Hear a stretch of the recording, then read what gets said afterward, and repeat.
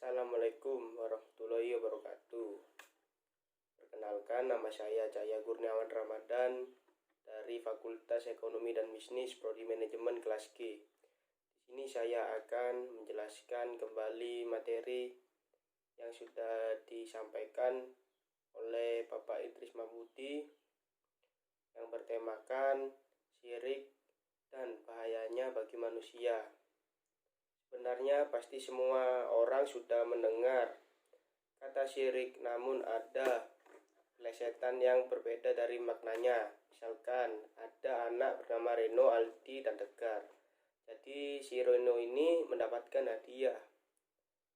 Nah, Aldi ini kepingin mencomoi, tidak suka kalau si Reno mendapatkan hadiah. Dan si Tegar bilang si Aldi tidak suka. Si Aldi mah syirik. Nah, dari contoh di atas itu salah kata syirik, namanya diplesetkan. Keluar dari arti sesungguhnya. Jadi syirik secara etimologis berasal dari kata syaraka fil mahdi. Dalam ilmu syarot, syaraka artinya bersekutu, terbilang, atau lebih dari satu. Kalau tauhid itu satu. Nah, ini syirik artinya lebih dari satu. Sedangkan secara terminologisnya adalah mentuhankan lebih dari satu Tuhan. Satu Tuhan menurut bahasa akademisnya yaitu monoteisme. Mono itu satu, tei Tuhan, isme paham. Paham keyakinan yang hanya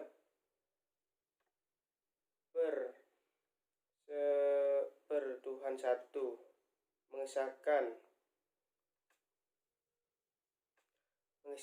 Tuhan satu. Sedangkan syirik kita bisa menyebutkannya politeisme.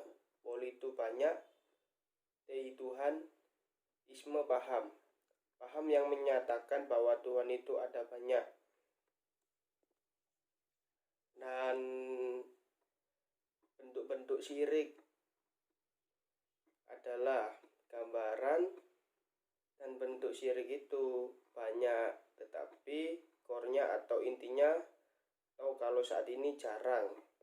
Core-nya itu dia punya Tuhan selain Allah dan menyembah Tuhan selain Allah.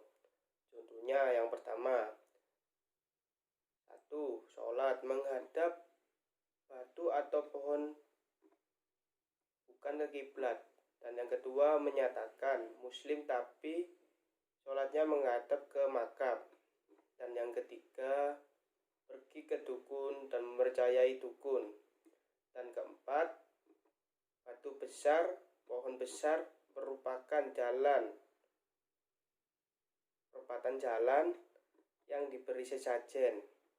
Dari beberapa contoh tersebut dapat disimpulkan bahwa syiriknya ia akan tetap percaya kepada Allah, tetapi melakukan tindakan yang mentuhankan Tuhan yang lain atau Tuhan-Tuhan kecil, dan itulah yang diramalkan atau dinamakan syirik sekutu terhadap yang lain.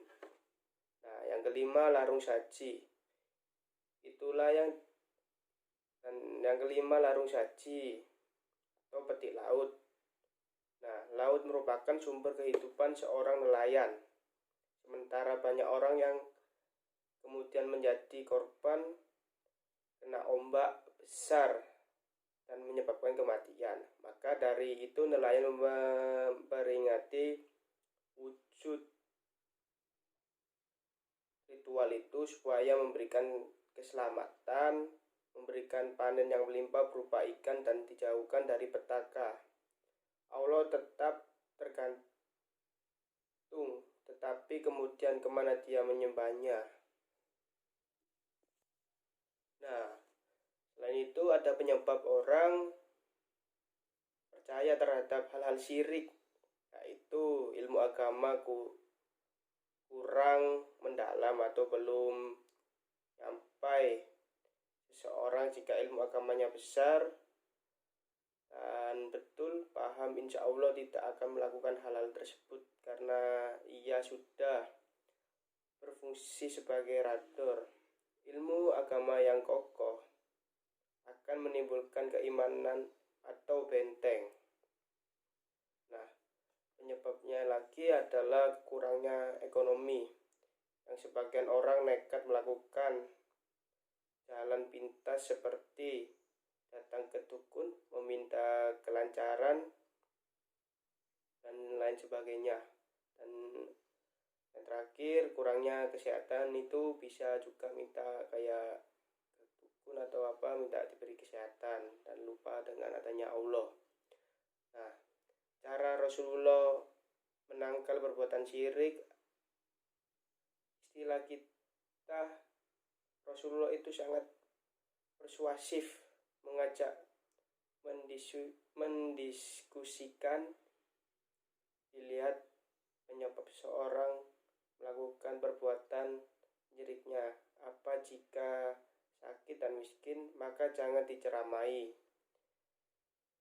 Agama cukup memberikan kebutuhan apa yang diperlukan oleh orang tersebut. Jika mengalami miskinan, bisa kita bantu dengan cara memberikan makanan kita atau lain sebagainya. Sekian dari materi yang saya sampaikan, semoga bisa bermanfaat dan berguna bagi orang lain. Jika ada salah kata, mohon dimaafkan. Wassalamualaikum warahmatullahi wabarakatuh.